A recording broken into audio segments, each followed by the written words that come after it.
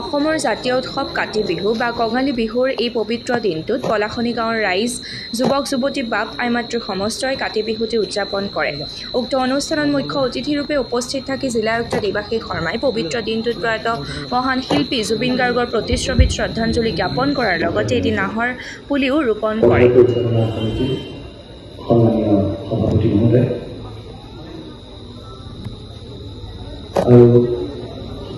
পথাৰ পৰিচালনা কমিটিৰ লগত জড়িত প্ৰতিগৰাকী সন্মানীয় সদস্যবৃন্দ, আমাৰ সন্মুখত বিৰাজমান এই অঞ্চলৰ প্ৰতিগৰাকী বিশিষ্ট নাগৰিক, আইন-মাতৃসকল, আজি আচলতে কাতি বিহুৰ দিনটোত আমি আপোনালোকৰহে নাম শুনিব লাগে। সকলোকে বক্তব্য বেছি দীঘলীয়া নকৰাকৈ জুবিন গাৰ্গৰ বিষয়ে এষাৰ ক'বলৈ কোৱা হৈছে। দীঘলীয়াকৈ নকওঁ, এজন ভাতৃৰ নিচিনাকৈ জীৱনৰ প্ৰায় ৩২টা বছৰ সান্নিধ্য আছিলে। তেওঁৰ পিতৃৰ সাধাৰণ প্ৰশাসন বিভাগৰ অতিৰিক্ত সচিব থকা অৱস্থাত মই তেওঁৰ লগত চাকৰি কৰাৰ সুযোগ পাইছিলোঁ আৰু সেই সময়ত তেওঁৰ মায়া নামৰ গীতটি কেছেট ৰিলিজ হৈছিলে। সেই তেতিয়াৰে পৰা এজন ভাতৃ হিচাপে বিভিন্ন মঞ্চত একেলগে গীত পৰিৱেশন কৰিছিলোঁ। গুৱাহাটী পৌৰ নিগমৰ আয়ুক্ত থকা অৱস্থাত গুৱাহাটীৰ চাৰিওপিনে জাবৰ জোঁথৰ পেলাই ৰখা যি কদৰ্যময় পৰিৱেশ হৈছিলে, তেতিয়া আমি তেওঁৰ ওচৰলৈ গৈছিলোঁ আৰু এষাৰ কথা কৈছিলোঁ যে তেওঁৰ এটি গীতে হয়তো ৰাইজৰ যি তেওঁলোকৰ ব্যৱহাৰ বা তেওঁলোকৰ যি আচৰণ, গধূলি হোৱাৰ লগে লগে খোজকাঢ়িবলৈ যোৱাৰ চলত এটা পলিথিন বেগত ঘৰৰ গোটেই কদৰ্যময় যিখিনি বস্তু, মাছৰ পেটুৰ পৰা আৰম্ভ কৰি চাহপাতৰ সেই বগা চাহপাতৰ সেই পাতবিলাক, দৰৱ খোৱা সেই বাকলিবোৰ, দৰৱৰ পেকেটৰ সেই বাকলিবোৰ, প্লাষ্টিক, ভঙা কাপলিক ইত্যাদি ইত্যাদি গোটেইবোৰ এখন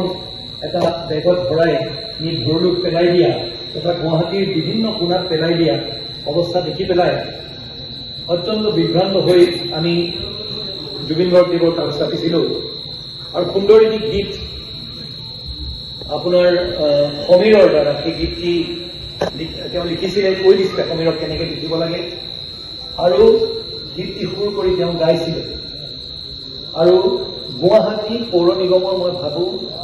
সেই গীতটি যদি হৃদয়ংগম কৰে অকল গুৱাহাটীয়ে নহয়, আজি প্ৰতিখন চহৰ আমাৰ যদি আমি চাওঁ জাবৰ নিষ্পত্তি তথা নিষ্কাশনৰ ক্ষেত্ৰত আজি আমি স্বচ্ছ ভাৰত মিছনৰ কথা কওঁ, কিন্তু আমাৰ চুবুৰীটো কিমান লেতেৰা হৈ আছে সেইষাৰ কথা আমি হৃদয়ংগম নকৰোঁ। আজিৰ দিনটোত সেই মহান শিল্পীজনলৈ আজি যদি আমি শ্ৰদ্ধাৰ প্ৰকৃততে জনাব বিচাৰোঁ, মই ভাবোঁ যে তেওঁৰ সেই গীতবিলাকৰ যি লুকাই আছিলে, যি বাৰ্তা লুকাই আছিলে,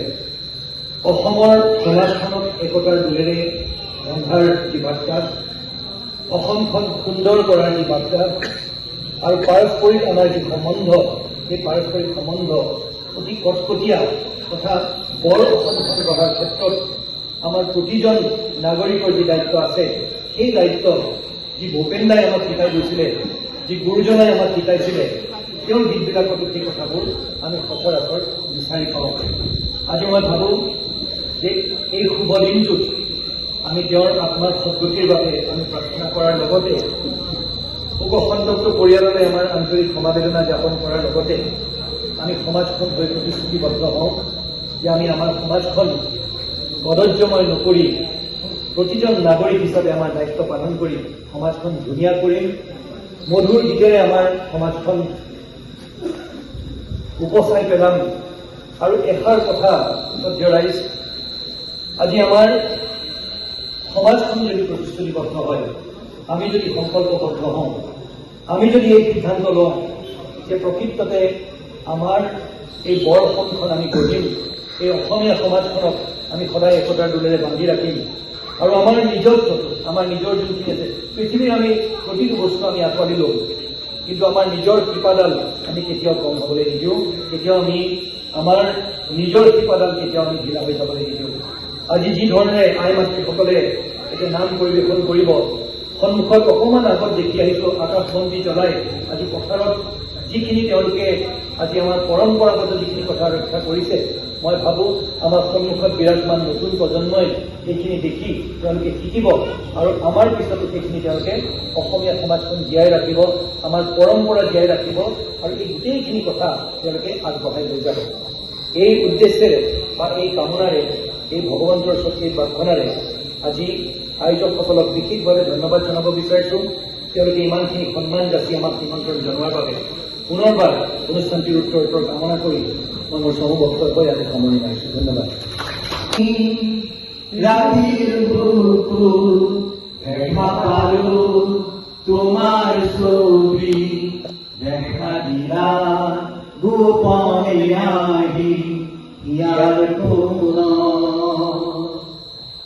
তুমি যে মোর পুকার মরণ নিররে শেষা তুবার নামি রোদলে মই মোৰ দেহৰ প্ৰতি তোমাৰ সতে মোৰ বহু যুগৰে আছো এটাৰো সঁচা মোৰ বহু যুগৰে আপোন নিজান